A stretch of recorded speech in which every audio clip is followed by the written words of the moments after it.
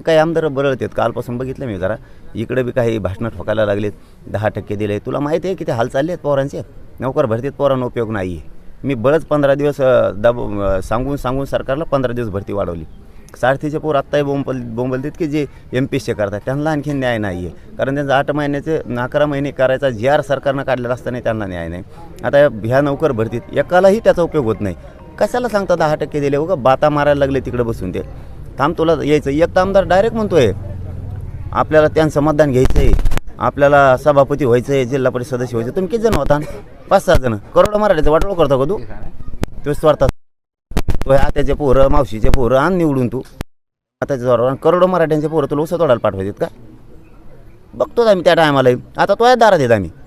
तू म्हणला ना तू मराठी कामाला लावले ना विनाकारण की सगळ्यांनी एक जीवाने अमका करा तमका करा तू केलं ना तू सगळ्या स्वारीच्या बाजून तो इकडेच येतात आम्ही.